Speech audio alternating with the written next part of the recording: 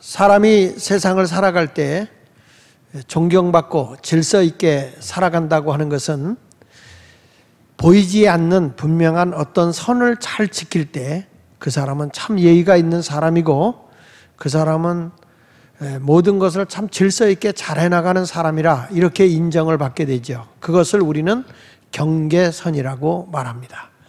그래서 오늘 우리는 경계선이라고 하는 제목의 말씀을 가지고 함께 은혜를 받으려고 합니다. 국가도 경계선이 있습니다. 그래서 그 국가의 경계선을 넘어서게 되면 침입이 되는 거죠. 그래서 전쟁이 일어나게 됩니다. 또 딴 사람의 그 땅이 있잖아요. 그 땅에도 서로 경계선이 있어요. 그래서 건축을 할 때 보면 남의 집 땅이 침범하지 않도록 다 측량을 해가지고 경계선을 정해놓고 그렇게 하고 그 땅에 건축을 하게 되지 않습니까? 그 농지 같은 데도 다 경계선이 있고 그 넓은 하늘에 비행기가 떠고 가더라도 비행기가 가야 할 곳이 있고 가지 말아야 할 보이지 않으면서도 경계선이 있습니다. 이와 마찬가지로 사람에게도 보면 그 부부간에도 넘지 말아야 할 보이지 않는 경계선이 있어요. 그 경계선이 넘어서게 되면 자존감 때문에 서로 싸움이 생기고 둘이 못 살게 되는 경우가 많이 있잖아요.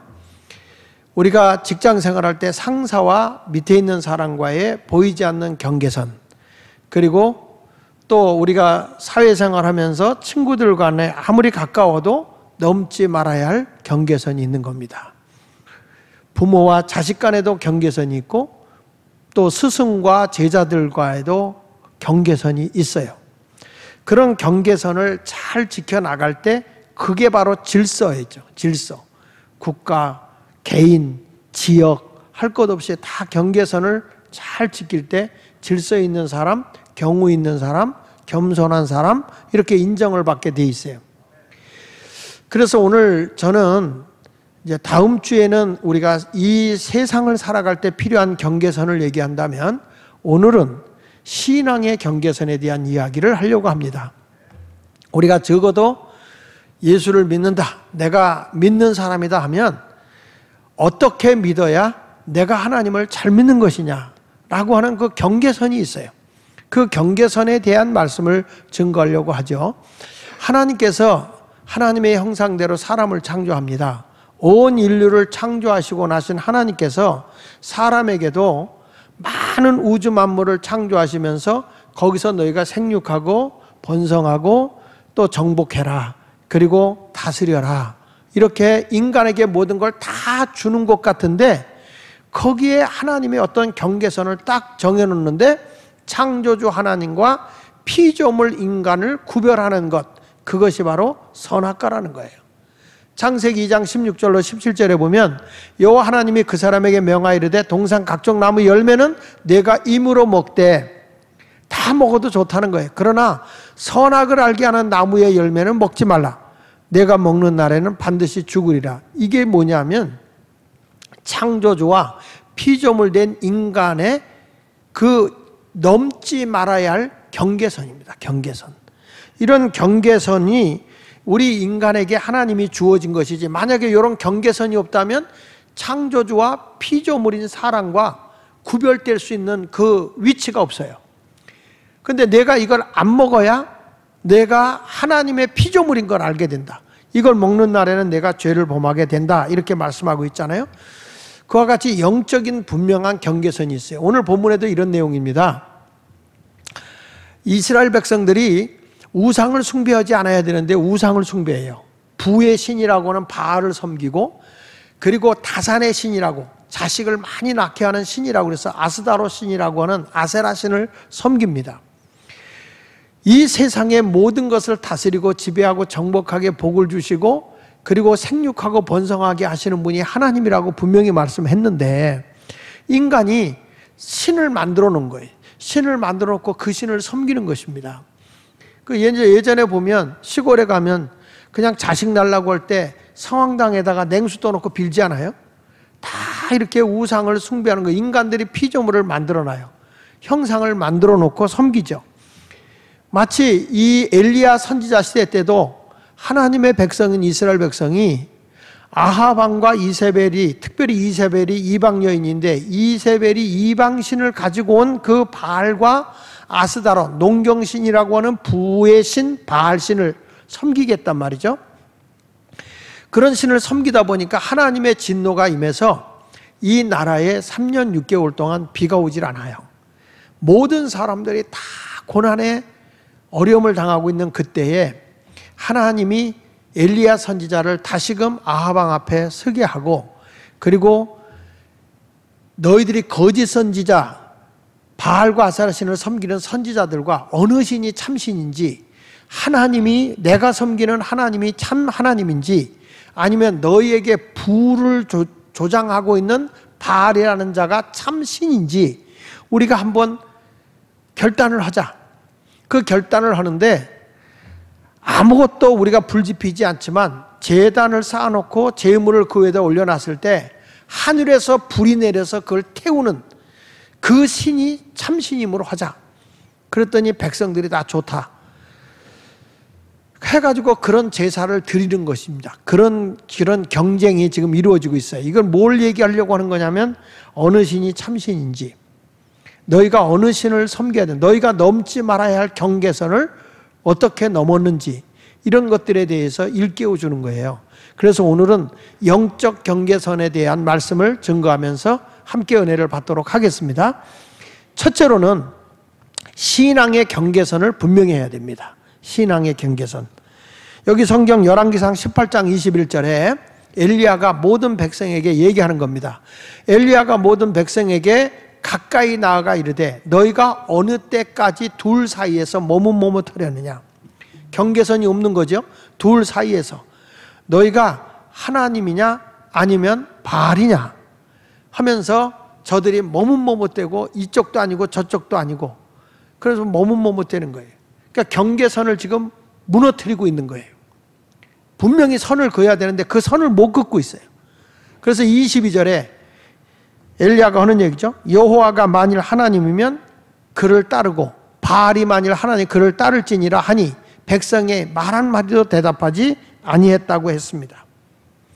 지금 엘리야가 뭘 얘기하냐면 창조주 하나님과 피조물이 만든, 다시 말하면 사람이 만든 우상의 경계선을 지금 그으려고 하는 것이죠. 어느 신이 참신이냐, 우리 그 선을 딱 긋자. 그러니까 이게 뭐냐면 이스라엘 백성이 애굽에서 나와서 3개월 동안 광야의 길을 걸어가는데, 애굽에서 나왔는데 애굽의 신, 그리고 애굽의 습관, 애굽의 언어, 이런 것들이 몸에 배어 있는 거예요. 이때 하나님께서는 시내산에서 모세를 올라가게 하고 시내산 꼭대기에서 하나님이 경계선을 딱 정해줬는데 그것이 십계명이라는 거예요. 십계명을 딱 주면서 자, 하나님께는 이런 거다. 나 외에 다른 신을 섬기지 마라. 하늘에 있는 것이나 땅에 있는 것이나 어떤 형상도 만들어서 숭배하지 마라. 그리고 여호와 이름을 망령되게 일컫지 마라. 하나님에 대한 계명, 그 다음에 내 부모를 공경하라 하면서 이 땅에서 해야 될 사람과 사람 사이의 경계선을 하나님이 딱 정해준 거예요. 이렇게 경계선을 정해줬음에도 불구하고 저들이 그 말씀을 어기는 겁니다. 요즘도 그러거든요. 우리가 이 십계명대로 하나님의 경계선대로 신앙을 지켜야 됩니다. 그러면은 목사님 그렇게 하면요, 요즘 시대가 어떤 시대인데요, 율법을 지키기가 어렵잖아요. 십계명대로 우리가 어떻게 살아요? 이렇게 신앙적인 합리화를 시켜서 하나님이 정해주신 영적 경계선을 무너뜨리는 사람들이 있어요. 근데 예수님은 분명히 말하거든요. 마태복음 5장 17절에 뭐라고 말하는 거니? 내가 율법이나 선지자를 폐하러 온 줄로 생각하지 마라. 나는 폐하러 온 것이 아니요 완전하게 하러 왔다. 예수님은 분명하게 나는 영적인 경계선이 분명하다. 이미 하나님이 주신 구약에 있는 그 율법 십계명을 나는 폐하러 온 것이 아니라 그것을 분명하게 완전하게 하러 오신 분이 예수님이다. 이렇게 말씀을 하고 있는 것이죠. 성도 여러분, 우리가 예수를 믿고 구원받은 사람이라고 한다면요, 하나님의 그 법도에 의한 경계선을 분명히 넘어서서는 안 됩니다. 그 선을 지켜야 하나님께 옳다 인정을 받는 자가 되는 거예요. 그러니까 여기서 이스라엘 백성이 우상을 숭배했다? 그것은 뭘 넘어선 겁니까? 나 외에 다른 신을 섬기지 말라라는 하나님의 경계선을 무너뜨린 거예요. 그러니까 이스라엘 백성들에게 재앙이 온 거란 말이에요. 이때 3년 6개월 동안 고통이 오고 난 뒤에 하나님이 다시금 엘리야를 보내서 자, 이스라엘 백성들 앞에서 저들의 경계선을 다시 한번 정해줘라. 어느 신이 참신인지 하나님을 잘 섬기도록 해라. 분명한 신앙의 경계선을 그어줘야지 사람이 물질만 있으면 다 되는 줄 알고 부의 신을 따라가서는 안 된다. 여러분, 그래서 우상이 뭔지 아세요? 하나님보다 세상의 것을 더 사랑하고 욕심 부리는 게 우상이에요. 골로새서 3장 5절에 보면 그러므로 땅에 있는 지체를 죽이라는 거예요. 땅에 있는 욕심을 죽여라. 음란, 부정, 사욕, 악한 정욕과 탐심이니 탐심은 우상 숭배다. 하나님보다 더 사랑하는 거, 더 욕심 부리는 거, 이것은 우상 숭배다. 사람은요, 돈을 많이 갖고 싶어 하죠. 돈이 많으면 뭐 하고 있어요?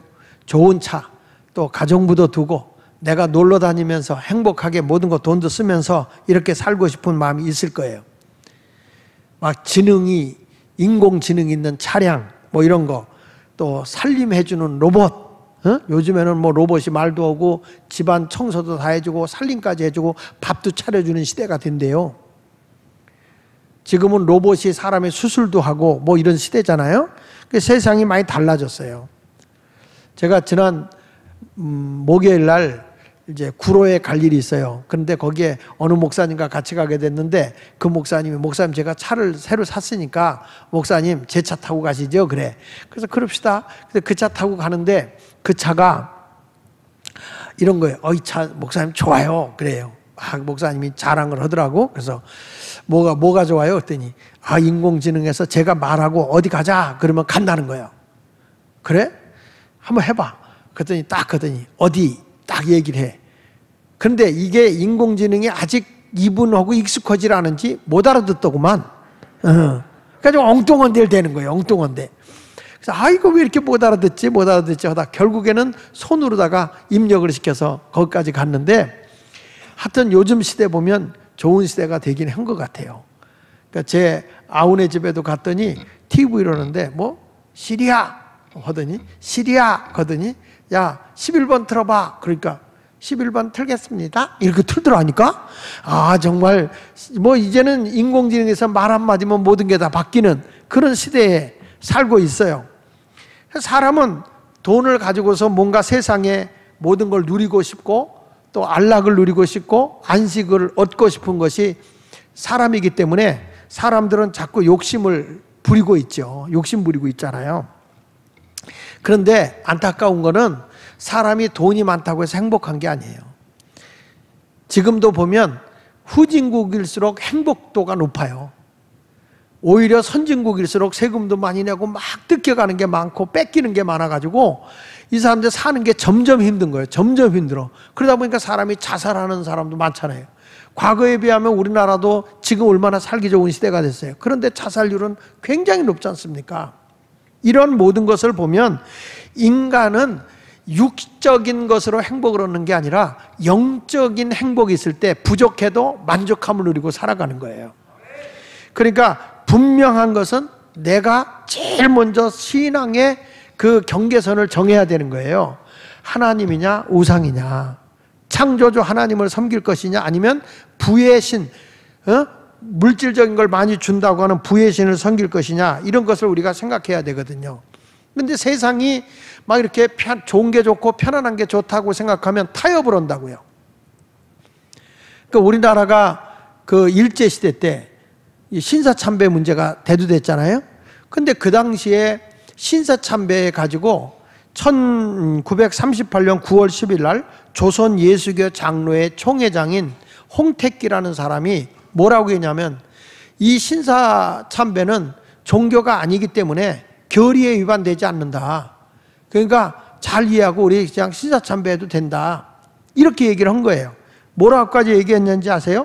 신사참배는 종교의식이 아니고 국가의식이다. 국가에 대한 경례다. 이렇게 생각을 하고 그렇게 하라는 거예요. 근데 이것은 아니거든요. 그때의 신사참배는 뭐냐면 일본 천황을 우상화시키는 거였어요. 일본 천황을 우상시키는 건데 그걸 갖다가 합리화시키고 기독교인들이 돈을 모아가지고 그 애국기라고 하는 일본의 전투기 구입하는 데 쓰게 하고, 이런 일을 당시에 신사참배라고 하는 그걸 지지했던 교회, 교단, 조선 장로회 뭐 이런 데서부터 이게 출발한 거예요. 그러니까 여러분 보십시오. 하나님의 말씀의 신앙을 합리적으로 받아들이게 되면 이런 문제가 생기는 거예요. 지금도 분명히 성경은 동성애는 죄다 이렇게 말합니다.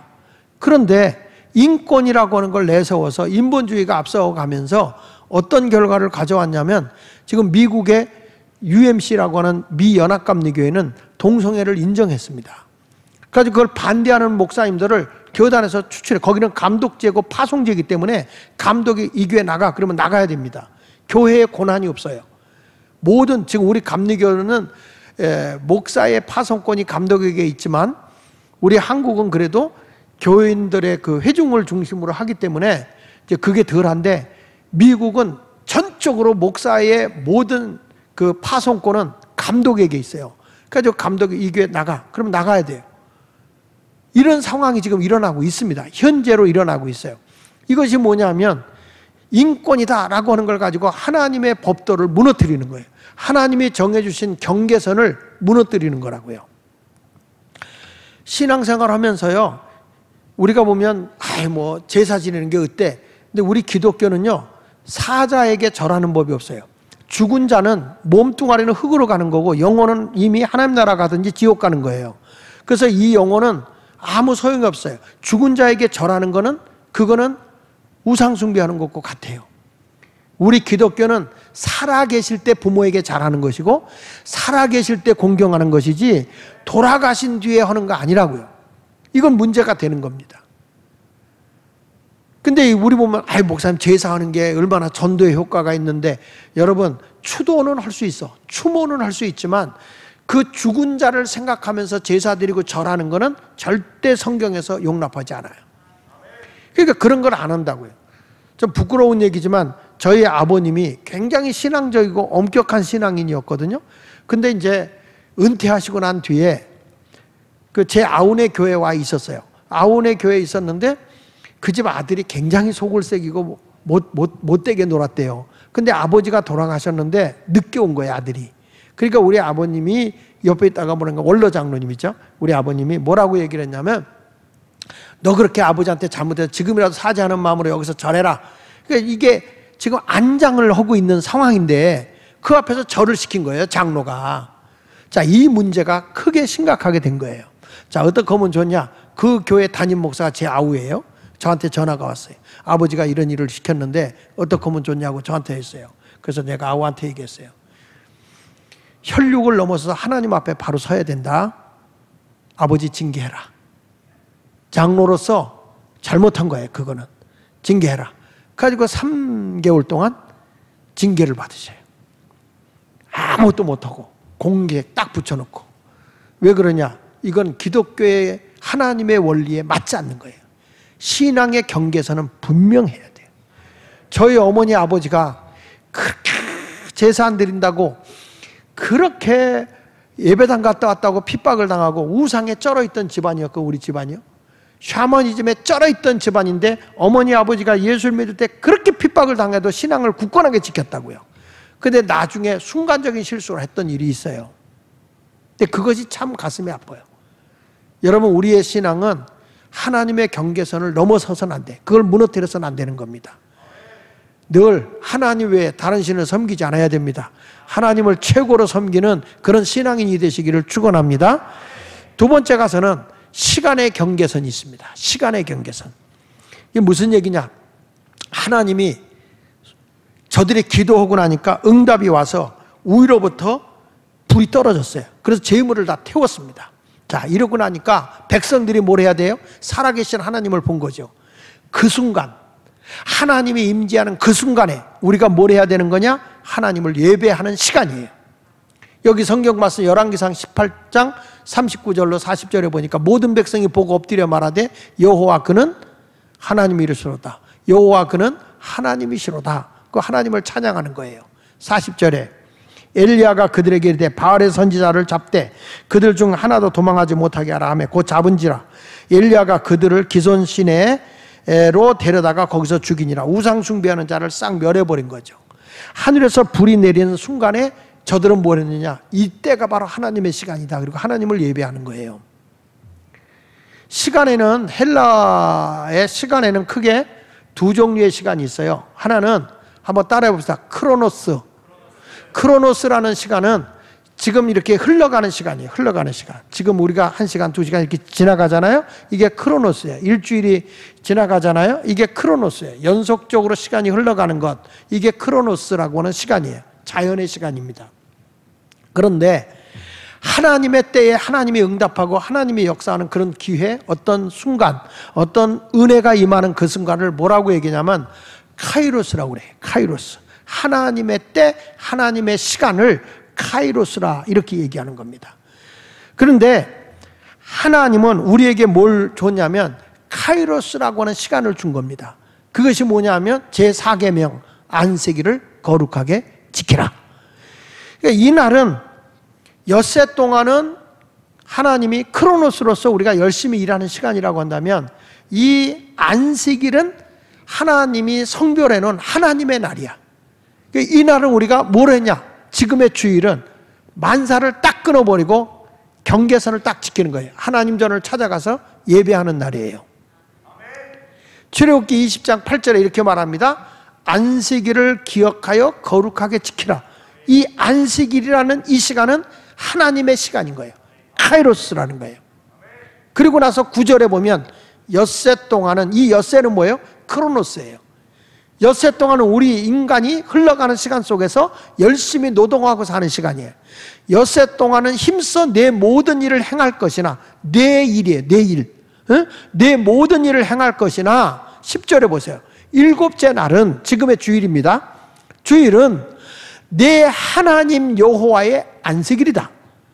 내 날이 아니고 내 하나님 여호와의 안식일, 카이로스의 날이다. 너나 내 아들이나 내 딸이나 내 남종이나 내 여종이나 내 가축이나 내 문 안에 거하는 머무는 객이라도 아무 일도 하지 마라. 이 날은 내 날이 아니야. 내 시간이 아니야. 누구의 시간이냐? 하나님의 시간이야. 하나님의 시간을 잘 지켜라. 이렇게 카이로스를 정해준 거예요. 그래서 이 날은 창조주 되시는 하나님을 예배하는 시간의 날이다 그 말이에요. 창세기 2장 3절에 보면 하나님의 그 일곱째 날을, 하나님의 날을 복되게 하사 거룩하게 하셨다. 거룩이라는 것은 구별되게 했다. 이는 하나님이 그 창조하시며 만드시던 모든 일을 마치시고 그날에 안식했다. 그러니까 우리 하나님이 이 날은 뭐 하는 날이냐? 쉼이 있는 날이에요. 우리가 온전히 이렇게 주님 앞에 와서 예배드리고 세상의 모든 일은 잠깐 내려놓고 그날은 엿새 동안 내가 힘써 일하는 것이고, 이 일곱째 날 되는 이 카이로스의 날은, 하나님의 날은 온전히 성별해서 하나님 앞에 예배드린다. 이것이 바로 시간의 경계선이에요. 우리가 안식일 날 일락을 즐기고 하는 것은 하나님이 절대 기뻐하지 않거든요. 이 날은 온전히 하나님께 드리는 것이 당연한 일인 줄로 믿습니다. 그러니까 우리는 엿새 동안은 뭐냐? 안식일을 빼고 엿새 동안은 열심히 우리가 일하는 거예요. 나에게 주어진 시간이니까. 그거는 크로노스예요? 카이로스예요? 좀 유식하게 크로노스예요? 카이로스예요? 엿새 동안은 크로노스, 자연의 시간이에요. 그러면 안식일 날은 무슨 시간? 카이로스, 하나님의 시간. 요걸 잘 구별해야 된다는 거예요. 예수 믿는 사람은 택함 받은 백성이면 이런 경계선을 지킬 줄 알아야 신앙에 흔들림이 없는 겁니다.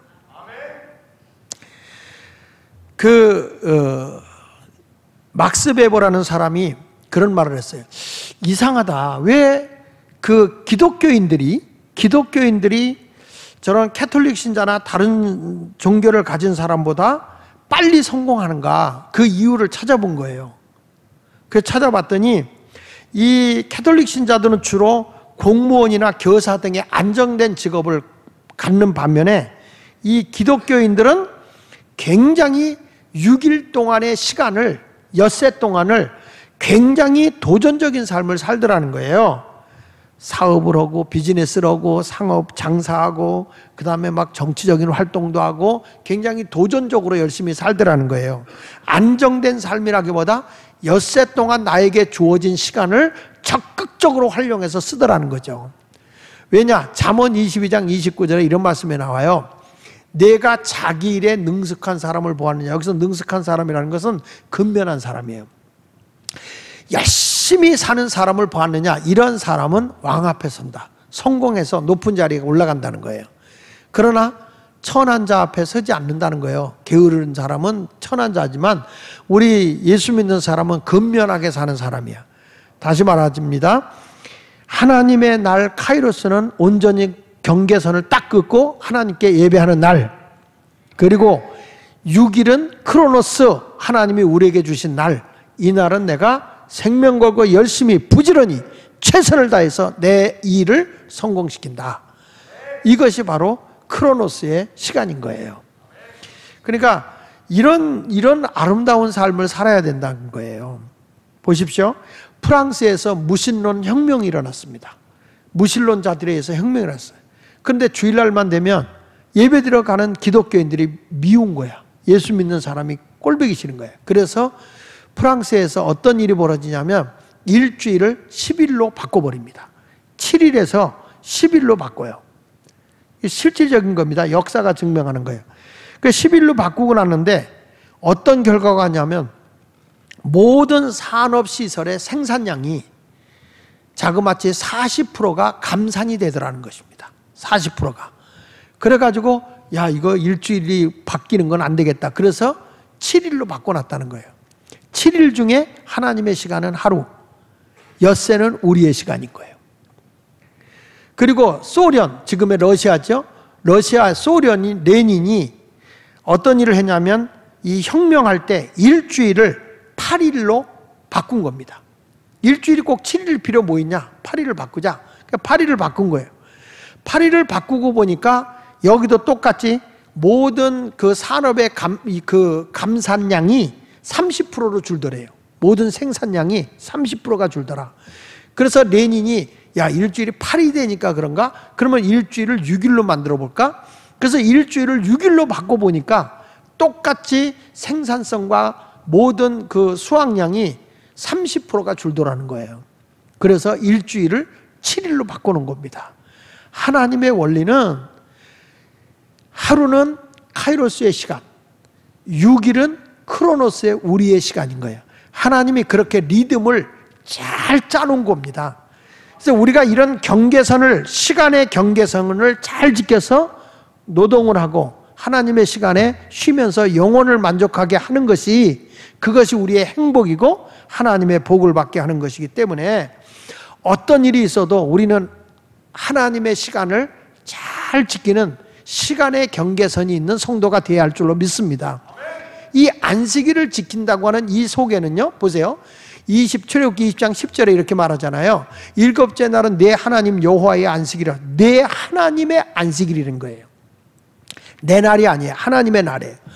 이 날은 너나 내 아들이나 내 딸이나 내 남종이나 내 여종이나 안식하라. 이건 뭐냐면 기독교의 윤리인데 신분고하를 막론하고 모두가 동등한, 다시 말하면 평등 정신을 일깨워주는 거예요. 안식일을 지키면서 교회까지 와가지고 이날 뭐 내가 사장님이다, 내가 뭐다, 이런 권위의식에 사로잡힌 게 교회가 아니라 너나 내 아들이나 딸이나 남종이나 여종이나 다 동등하게 안식일을 지켜 내 집에 안에 거하는 객이라도 안식하게 하라. 이게 평등 정신이에요. 그 다음에 거기에 가축을 쉬게 하라. 이 가축이라고 하는 건 뭘 의미하냐면 이 가축은 사랑의 정신, 다시 말하면 짐승까지도, 보잘것없는 짐승까지도 돌봐줘라는, 이게 사랑의 정신으로서 기독교는 윤리가 탁월한 고등윤리를 가지고 있는 거예요. 그래서 이날 일하고 농토도 일하지 않고 모든 게 쉬는 것이 하나님의 법칙이라는 거죠. 그러니까 이 공동체 속에서 사회윤리, 그 다음에 생태윤리, 그리고 모든 인간의 평등 원리, 이런 것들을 지키도록 한 것이 하나님이 우리에게 주신 시간의 경계선이라는 거예요. 여러분, 첫째는 영적인 신앙의 경계선인 하나님 외에 다른 신을 섬겨서는 안 되는 것이고, 두 번째 가서는 하나님의 나를 침범해서는 안 돼요. 우리가 아무리 세상이 힘들어도 그렇게 기독교를 말살시키려고 주일 예배 못 드리게 해도 죽어가면서도 하나님의 시간을 지켜나간 거예요. 이게 지금까지 종교를 지켜오는 것이죠. 그러니까 우리 모두는 세상이 다 바쁜 세상인데, 그리고 뭐 이게 아무데나 가서 내가 즐기면서 유튜브로 예배 드리면 되지, 이런 게 아니라 안식일은 하나님의 날이야. 하나님의 시간인 거예요. 그때 시간의 경계선을 딱 지켜나갈 수 있는 그리스도인이 되시기를 축원합니다. 세 번째는 물질의 경계선입니다. 물질의 경계선. 이게 무슨 얘기냐면, 저들이 하나님의 임재를 경험하려고 할 때 제물을 드린다고. 제물을 드리는데 하나님께도 드리고 우상 앞에도 드려요. 근데 하나님께 드린 제물에 불이 임한 거예요. 우리는 어디다 드려야 되느냐? 하나님 외에 딴 데다가 제물을 낭비해서는 안 돼요. 여기 보십시오. 열왕기상 18장 32절 33절에 그가 여호와 이름을 의지하여 그 돌로 제단을 쌓고 제단을 돌아가며 곡식종자 두세 알을 둘 만한 도랑을 만들고, 그리고 또 나무를 벌려 송아지의 각을 떠서, 송아지 제물을 떠서 나무 위에 올려놓고 이르되 동네에 물을 채우다가 통 넷에 물을 채우다가 번제물과 나무 위에 부으라. 이 시대가 어느 때입니까? 흉년이 3년 6개월 동안 든 때인데 이걸 물을 길어다 붓는다는 것도 보통 희생이 아닌 거예요. 그러니까 여기에 땀이 있고 눈물이 있고 희생이 있는 거예요. 이 제물을 드린 거죠. 반면에 열왕기상 18장 26절에 보면 우상 앞에 보세요. 그들이 받은 송아지를 가져다가 잡고 아침부터 낮까지 바알의 이름을 불러 이르되 바알이여 우리에게 응답하소서 하나 아무 소리도 없고 아무 응답하는 자도 없으므로 그들이 쌓은 제단 주위에서 뛰놀더라 그랬어요. 그러니까 제물을 올렸는데 하나님의 제단에 드렸느냐 우상 앞에 드렸느냐. 성경은 분명히 말해요. 물질의 경계선 하나님 앞에 드리라는 거예요. 사람이요, 성경 말씀 마태복음 6장 24절에 한 사람이 두 주인을 섬길 수는 없다. 혹 이를 미워하거나 저를 사랑하거나 혹 이를 중히 여기거나 저를 경히 여기는데 내가 하나님과 재물을 겸하여 섬길 수 없다고 말하잖아요. 그러면 이 하나님과 재물이라고 하는 건 뭐냐면 만몬, 돈신이에요. 사람이 하나님보다 돈을 쫓아가게 되면 그게 돈 우상인 거예요. 그런데 성경은 뭐냐? 하나님을 으뜸으로 모시고 살 것을 일러주고 있는 거죠. 그것이 뭐냐? 하나님의 경계선을 딱 정해주면서 모든 것의 물질의 주인이 하나님임을 일깨워준 게 11조예요. 11조. 11조를 딱 정해놓고 우리는 90%를 관리하게 해준 거죠. 성경 말씀 말라기 3장 10절에 보면 만군의 여호와가 이르노라, 만군의 여호와가 이르노라, 너희의 온전한 11조를 창고에 들여 나의 집에, 나의 집은 작게는 교회가 크게는 하늘에 쌓아놓는 거예요. 양식 있게 하고 그것으로 나를 시험해라. 시험을 받지 않는 하나님이 시험해봐라. 내가 하늘 문을 열겠다. 여러분, 물질의 문을 열겠다는 거예요. 돈은요, 땅에서 생기는 게 아니에요. 땅의 걸 주워 먹는 새들이 땅의 것을 먹고 사는 줄 알겠지만 하늘에서 비가 안 내리면 새들이 다 죽는 거예요. 우리가 땅의 것 수확해서 얻는 것 같지만 하늘이 열려야 사는 거예요. 근데 하늘이 열리고 그 다음에 뭐냐면 복을 쌓을 것이 없도록 너에게 붙지 않나 보라. 하나님이 복은, 물질의 복은요 하늘로부터 오는 거예요. 그래서 옛날에 그런 얘기 있잖아요. 작은 부자는 내가 노력하면 된다. 그러나 큰 부자는 하늘이 내린다. 하늘문이 열려야 되는 거예요. 그래서 우리 하나님은 분명하게 말합니다. 이 세상의 모든 것이 다 누구 거냐? 하나님의 것이다. 내 것이다. 시편 24편 1절에 이렇게 말합니다. 땅과 거기 충만한 것과 세계와 그 가운데 사는 자들은 다 여호와의 것이다. 보십시오. 땅도 거기서 수확이 나는 것도 이 모든 우주 만물의 전체의 세계와 그 가운데 사는 모든 것들이, 사람을 비롯해서 모든 것들이 다 누구 것이냐? 여호와의 것이다. 다 하나님의 것이라는 거예요. 그 다음에 학개서 2장 8절에 보면 은도 내 것이고 금도 내 것이다. 누구의 말이냐? 하나님의 말이다. 여러분 다 부자 되고 싶죠? 내 욕심대로 된다면 다 부자 되어 있어야 될 거 아니에요. 근데 그렇지 않다는 거예요. 누가 허락해 줘야 되느냐? 하나님이 허락해 줘야 된다는 거예요. 그래서 레위기 20장 30절에 이렇게 말하는 겁니다. 그리고 그 땅의 10분의 1, 곧 그 땅의 곡식이나 나무의 열매는 그 10분의 1은 누구의 것이라고? 여호와의 것이니 여호와의 성물, 거룩한 물질이다. 하나님이 딱 경계를 정해놓은 거예요. 10의 1은 하나님의 것, 물질의 경계선이에요. 그리고 하나님의 모든 것이지만, 모든 것이 하나님의 것이지만 90%를 누구에게 줬냐? 나에게 줬다. 그래서 나는 딸합사 청지기, 나는 청지기, 관리자예요. 물질을 관리자. 그래서 이 땅에서 여러분들이 살다가 관리하다가 죽으면 다 놓고 가는 거예요. 내게 하나도 없어. 난 관리만 하다가 죽으면 남이 다 갖는 거예요. 그래서 내가 늘 하는 얘기야. 돈은 쓴 것만 내 거지 쓰지 않고 죽으면 다 남의 것이다. 성경에 하나님은 이렇게 말합니다. 90%를 우리에게 맡겨주신 거예요. 그런데 맡겨줬는데 사람들은 착각해가지고 내 거다 그리고 이게 안 써도 돼 하는데 막 써. 죄 짓는 데 써. 그러면 하나님이 낭비하는 사람에게 돈을 안 준다는 거예요. 한번 성경 볼게요. 누가복음 16장에 보면 1절로 3절에 또한 제자들에게 이르시되 어떤 부자에게, 여기서 어떤 부자는 하나님을 비유한 거예요. 하나님에게 청지기가 있다. 청지기는 누구냐? 나야, 나. 누구라고요? 나야. 청지기가 있는데 그가 주인의 소유를, 그러니까 하나님이죠. 하나님이 90%를 맡겨줬더니 그 소유를 낭비하는 거야. 안 써도 되는데 쓰는 거야. 막 빗자루 된 여자들이 오빠, 사장님, 그리고 와서 막 꼬드기면 거기다 티 퍽 주고 잘못돼 쓰고 막 그냥 춤추면서 발바닥을 비벼가면서 막 못된 짓 하는데 그런 데 가다 돈을 쓰게 되면 하나님이 낭비한다는 거예요. 근데 이 사람이 돈을 헛된 데 막 쓰는 거야. 그냥 홈쇼핑을 봐가지고 안 사도 돼 하는 걸 막 사고 그런다면은 하나님이 싹 보고 이건 안 되겠다. 그래서 그 소문이 들리는 거야. 그가 주인의 소유를 낭비한다는 말이 주인 대신 하나님에게 들린 거야. 그래서 2절에 주인이 하나님이 그를 불렀어. 그를 불러서 조진혁 하고 딱 불렀어.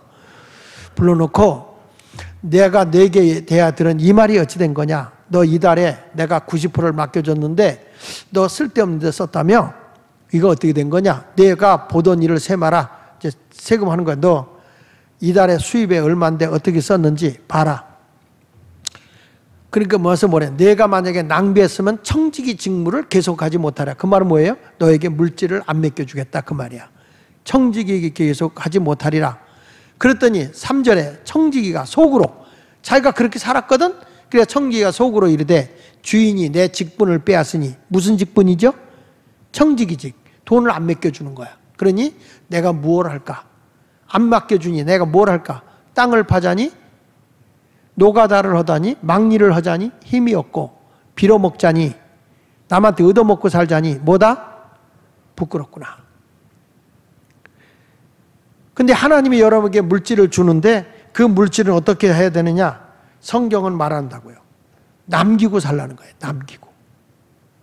하나님께서 마태복음 25장에 보면 달란트 비유 나오잖아요. 달란트 비유. 그 달란트 비유 나오는데 5달란트를 주인이 5달란트를 주고 한 사람에게는 2달란트를 줬어요. 5달란트 받은 사람은 바로 가서 장사해서 5달란트를 남겼고 2달란트 받은 자도 그와 같이 하여 5달란트 받은 자 같이 하여 2달란트를 남겼어요. 1달란트 받은 자는 그냥 숨겨놓고 아무것도 안 했어요. 자, 얼마 세월이 지난 후에 주인이 와서 야, 내가 너에게 맡겨줬는데 그 돈 어떻게 했니? 우리 세마자.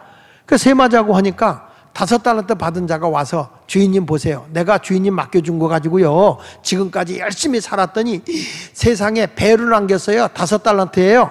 그래서 10달란트를 가져왔습니다. 그랬어요. 2달란트 받은 자도 저도 배를 남겨서 2달란트를 더 가져왔어요. 4달란트입니다. 그랬더니 주인이 이렇게 말을 합니다. 성경 말씀 마태복음 25장 21절에 보니까 그 주인이 이르되 잘하였도다. 착하고 충성된 종아, 내가 적은 일에 충성하였구나. 작은 일을 남겼구나. 그래서 내가 많은 것을 내게 맡기리니.